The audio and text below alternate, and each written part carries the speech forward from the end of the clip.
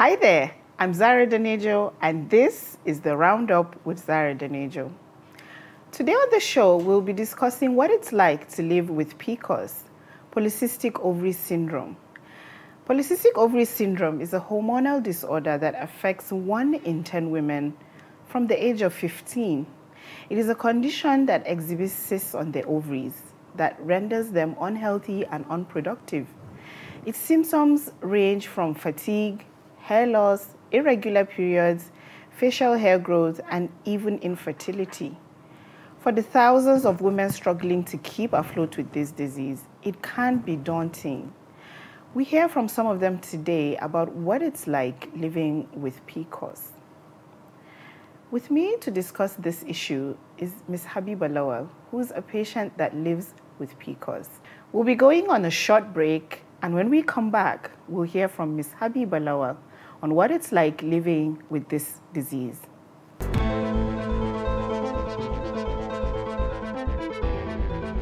Welcome back. If you're just joining us, this is the Roundup with Zara Danejo, and we are about to start talking about what it's like living with PCOS. Ms. Habiba Lawal, welcome to the Roundup with Danejo. What's it like living with such a big hormonal problem? Stressful, confusing most times because you don't know. Are you tired from working too much? Are you not sleeping because of what you have, or you're just overly tired and you can't sleep? Are you adding weight because of what you have, or because you're eating too much? Or it's just confusing most of the time and annoying. Yeah. Do you have mood swings as well? A lot. A lot of mood swings. So you don't know if you're having mood swings because you're PMSing, or it's just your PCOS acting up. How old were you when you were diagnosed? In my 20s. I can't remember, late 20s, I think. Yeah. Late 20s. But before your diagnosis, did you have these symptoms?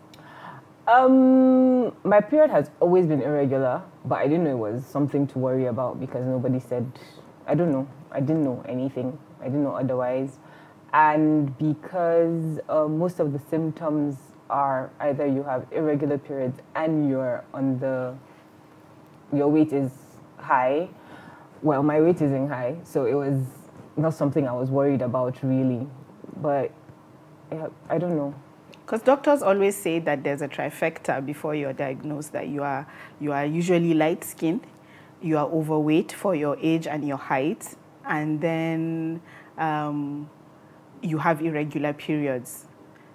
Well, but you don't seem to have... I'm not light-skinned. You're light skin. Yeah. Overweight. So it can affect really anyone. Yes, it can. It can. You don't... But I think there are more people with the two, overweight and irregular periods. But irregular period is a constant. So when the doctor told you that this is what you have cysts on your ovaries, what was your reaction? How did that go? They didn't really tell me. They just kept saying, go and marry, go and get married. Go and marry. Yeah, go and get married. So like, I went to... Why a doctor told you to go and get married? Yeah. One, I went to my aunt. Like, my aunt was working in the hospital. So the doctor told my aunt to tell me that I should get married. Why? So marriage was going to... I have no idea because that was a lady doctor. She didn't explain anything. The first hospital, he just said that I'm of marriageable age, so I should go and get married so I can have kids. And it was really weird because I wanted to ask you, if I had somebody to marry, will I be single? Please leave me alone. But yeah, it was like in my 30s, finally, that someone actually explained what it was and told me, yeah, you don't have to be overweight. There are people who are skinny, and then he did a hormonal test and told me, oh, they're not too high, but they're higher than they're supposed to be, and explained, oh, it's not that you can, and they kept saying, oh, you can't have kids, but he was like, it's not like you can't have kids, but it's harder for you since your period isn't regular. You can't monitor when and how and stuff like that. But yeah. So what symptoms affect you the most in your daily life? I would say mood swing and fatigue, because I can just be tired and irritated for no reason. And then sometimes I just want to be left alone. I don't want to talk to anyone. I just want my time. But there was a time that I added weight. It wasn't so much weight, but for me it was a lot of weight. Okay. Yeah. And I didn't get my period for 3 months, which was really... Normally I don't get my period for a month. But like 3 months was a long time for me. Mm-hmm. So I think that was the time I got a bit worried. And so I had to watch what I ate.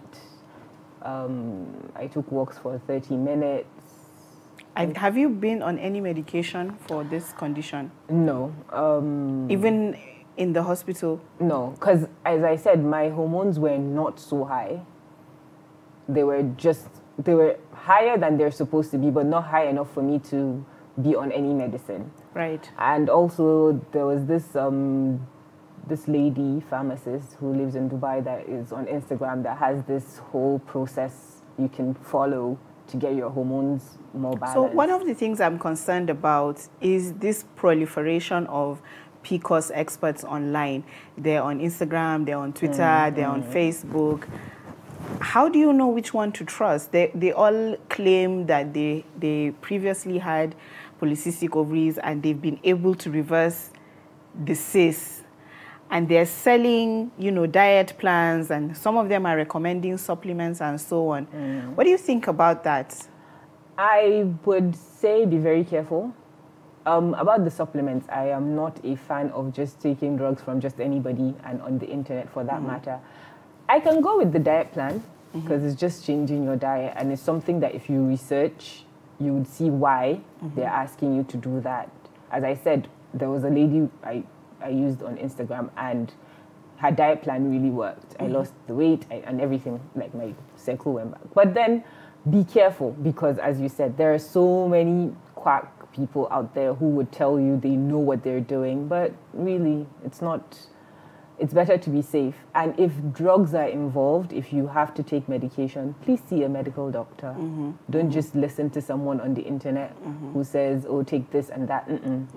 Because if you read about it, you'd see that, yes, someone else might take this and it'll work for them, but maybe your hormones on that level are different. So it won't work for you. So it's best to go get a hormonal test and then see a medical doctor that would tell you, oh, yes, take this or that for it. But you said that you didn't take medication. You had only a change in diet? Yes. Did you try any herbal remedies? No. Do you believe that you can reverse polycystic ovaries? No, I don't think it's reversible, because if it was, it would have happened. Like, you wouldn't have to look for so many people to get the answer if it was reversible. I don't think it's reversible, but it's very manageable. And to be honest, being on the diet isn't such a bad thing. Tell me about the diet. What does it consist of? Less carbs. Some fatty acids, so you eat a lot of salmon, or it's a cute diet. Like, expensive, you mean? You mean it's an expensive diet? But yeah, in the beginning of the diet is you taking some smoothies to cleanse yourself, and then there's a lot of vegetables, and then you remove rice and have bulgur wheat. You remove rice? Yes. So you cannot eat rice? No, even you can. basmati rice? You can, but I think that if you want to get the result, at least leave it for a while. But how long should you be on the diet, or you have to forever and ever be on the diet to be okay? To be honest, I left the diet the moment I lost the weight I wanted to lose. But it depends on you. I'm not on the overweight side, so I can't say it's something you can, but you can't be on a diet forever. And at some point, you get used to eating the food. So, So one of the things that upsets everyone that has PCOS is that medical professionals constantly tell us, go and lose weight. As long as you lose weight, you'll be fertile again. As long as you lose weight, your cycle. Your problem is your weight. Go and lose weight, go and lose weight. And I'm hearing you say that even though you didn't get medical intervention, it still involved weight loss. Is it not possible for someone who cannot control their weight gain to reverse polycystic ovaries without losing weight? From your experience? I think that normally, if you add weight, your period changes.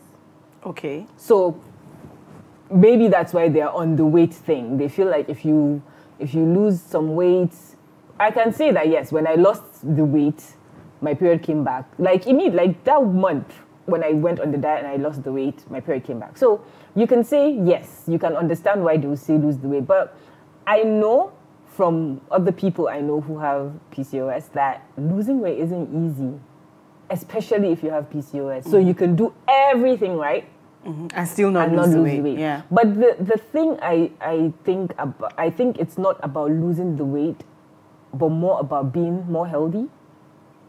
So even if you're not seeing the weight loss on yourself, as long as your diet is good and you're exercising, then you would be fine. So losing the weight isn't the main thing. It's just being healthy inside. So tell me about the worst experience you had with PCOS symptoms. What's the worst day for you? What happened? I would say the weight gain. Like that was like my worst. Wow. Yeah. Wow. I've never had, I hear people talk about different experiences, but mine was the weight gain because I've always been like, I was in the 40s and then all of a sudden I was in the 50s. So you gained like 10 kilograms overnight. No, and I didn't even notice. I just noticed that I was panting a lot. I was, yeah. And then I went on the scale and I was like, oh my God, now I have to lose weight. And everybody kept saying, but you don't look any different. But I really felt different. My whole body felt different. I have a friend who, her worst symptoms was she would just randomly start bleeding at any point. So she constantly has like, she will constantly have sanitary towels everywhere, anywhere, at any time. There is absolutely, and she can just start bleeding like in the middle of the month and go on and bleed for like 6 months.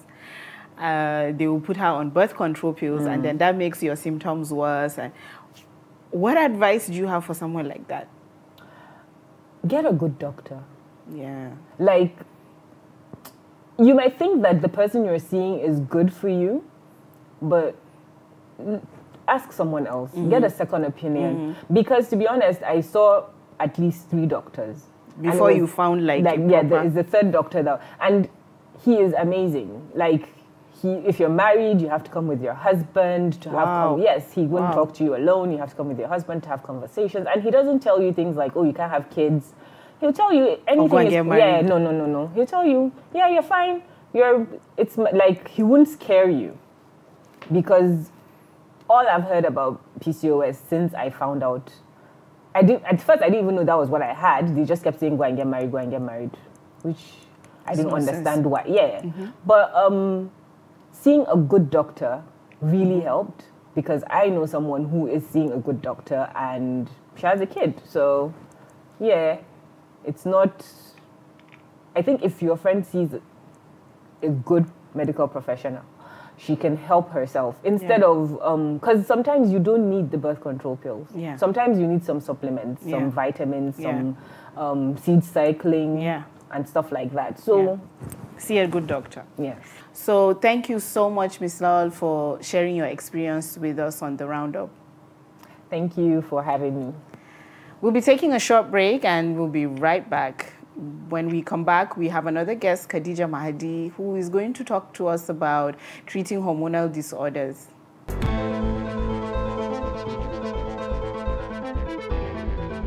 Welcome back. If you're just joining us, this is the Roundup with Zara Danejo. Before we went on a break, we spoke with someone who described what it's like living with polycystic ovary syndrome. In studio with me is Khadija Mahdi to discuss what it's like living with polycystic ovary syndrome and how you can manage it. Thank you so much for joining us on the Roundup. You're welcome. I understand you're also living with this disorder. Yes. What is it like for you? Scary, and then it's confusing as it is, because there's not so much research about it, and then so many people coming up with theories of you can do this, you can do that, and then doctors who refuse to treat you as an individual, instead treating you as a whole. Right. So I want to talk about how doctors approach this. You know, why do doctors always dismiss individual treatment? Why do they always, oh, go and get married, or when you are ready to have a baby, come and see me? Why do doctors have that attitude? Okay, I think the attitude is not specific to PCOS. In Nigeria, most of our doctors are overworked, and you know, patients come, you don't have the time to treat everyone individually. So it's just, if you're lucky to find a good doctor or a consultant that has time on their hands, that's not the right way, but for me, that's what I'm attributing it to. But if you probe further and ask your doctor, I want to be treated as an individual, they will listen to you. And you know. What are the most difficult symptoms of PCOS to treat? For me personally, chronic fatigue, and then irregular menses and heavy periods when they do come. Yes. How do you cope? Well, for chronic fatigue, I've gone through so much trying to live with it, but it wasn't working. So I got a doctor who decided to put me on supplements, Well Woman Max to be particular. And since I started, I can say I'm more than 70% better. Chronic fatigue is no more an issue for me. Then with the heavy periods, I just live with it.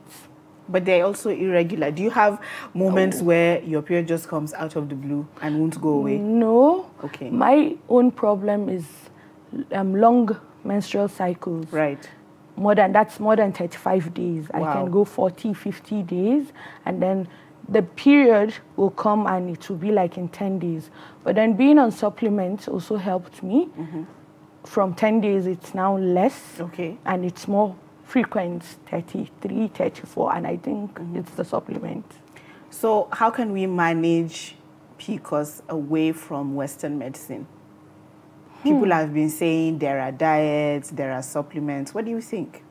Well, I think a little bit of everything matters. It's all like everything coming together to become PCOS. You can't just say it's the weight problem only. You can't just say it's the hormonal imbalance only. And then if we go back to the diagnosis of PCOS, everyone is different. There are three main things used to diagnose PCOS: the androgen levels, the cyst in the ovary, and then the period, irregular periods. Any two of those things can now be helped. Like right now, someone might not have hirsutism, that's excess hair, but if you do a transvaginal ultrasound, you clearly see cysts. Someone might not be overweight and she has PCOS. So the whole treatment is bringing in who is that person you're treating, and then what is happening to that person, and where this, the position of that person. Is that person married? Is that person willing, ready for kids? Because the treatment varies.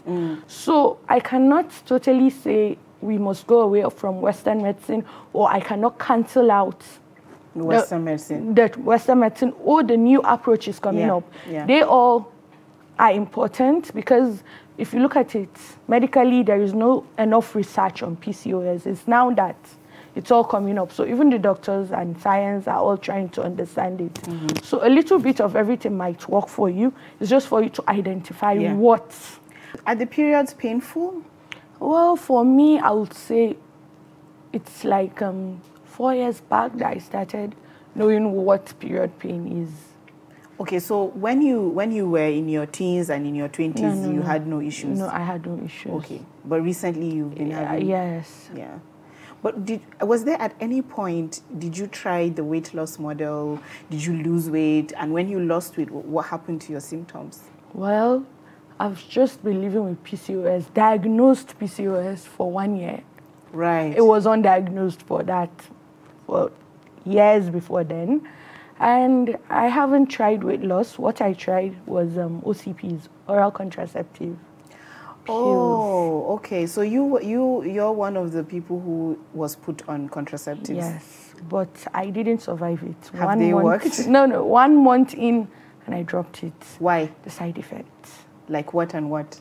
Okay, bleeding, spotting. Some days it's just spots. Some days was like very confusing for long days, and I'm wondering what's happening. And then the pain with breast tenderness, you know, and all that. There was just, and then I didn't have acne growing up. I never had acne, but when I started OCPs, Lord, just one big one will come out and it will be so painful. Like, so I said, no, this is not for me. So after the oral contraceptives, what next? Well, I'm married, so the options is, number one, the options they give you in the hospital is, okay, if you're not ready to conceive or you're not even married, let's put you on OCPs. They'll help regulate your period and help you with some of the symptoms. Sometimes they help others with acne. If you're ready to conceive, they could put you on Clomid. Clomid is the most popular one, which will help with ovulation. Because usually people with PCOS, their ovulation isn't the same with someone without PCOS. With PCOS, sometimes they don't ovulate. So if you're ready to conceive, they'll put you on something like Clomid, which will help with ovulation. So the Clomid, I've heard that Clomid makes you more likely to have multiple births, like to have twins and triplets. Is that true? It's true, but it's not, let's say, 10 in 10 pregnancies that will happen. It's a game of chance. It could happen, it could not happen. Yeah. So let's talk about diets now. What diets should someone, if a woman has polycystic ovaries, what diet is ideal for her? Well, the most advocated diet is low carbs. It's just carbs are not healthy, you know, in your whole diet. So less carbs, more of veggies, more of protein. That's the advocacy that's going on. If, for example, someone with polycystic ovaries decides to go like on a keto diet, which emphasizes protein and fat and vegetable, is that feasible? Well, it could be. Depends. As I said, for me personally, and from my understanding of PCOS, it's not a one-shoe-fits-all. It depends on you as an individual, your symptoms, what led to the diagnosis, and all. So it might work for someone, it might not work for you, but you can try. Okay, so did you have trouble? What has been your experience with conceiving and having kids? Well, honestly, I'm not yet there. You're still trying? I haven't been trying, so and that's where fear comes in. It's like, okay, when I'm ready, will I actually have issues? Everyone keeps telling me, is it not better you take the contraceptives, treat yourself now so that when you're ready, you don't have issues? And I'm like, well, I have hope in my God. I wouldn't have issues. But, you know, in your mind, deep down, finally, I think just a few weeks back, I've been telling myself, okay, I'm in a long distance relationship, marriage, so I'm not together with my spouse. So I'm like, should I do this treatment? Should I or should I not, you know? Do you feel a certain pressure, though, to quickly drop them babies? No. Okay. Not from anybody. Yeah. Would you consider in vitro? Okay, personally, I'm not sure. When we reach the bridge, you cross it. All right. Thank you so much, Khadija Mahdi, for sharing with us. Thank you so much. Thank you for having me.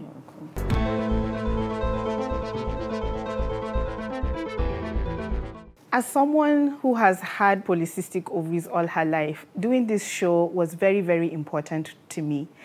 And I've struggled with it all my life. I was diagnosed at 19. And it has not been easy. I've struggled with irregular periods. I've struggled with conception. I've struggled with keeping the pregnancy. I've struggled with miscarriages. I've struggled with anxiety and depression. I'm saying all this to point out that PCOS happens to everyone. It could happen to anyone. I still struggle with having chin hair and having a mustache. Next time you see a woman on the street with a beard, don't make fun of her. Give her a hug because she's struggling with polycystic ovaries, and that is no joke. Every day is a battle. I struggle with anxiety. Sometimes it is very difficult to control yourself and to control your symptoms. And sometimes it even feels like your body has a mind of its own. So I hope that we will have more empathy, and to the medical community, I hope that there will be more empathy and more emphasis on treating women individually as opposed to textbook cases. That has been our show. Thank you so much for joining me on the Roundup. As always, I'm Zara Denejo, and I will see you next week.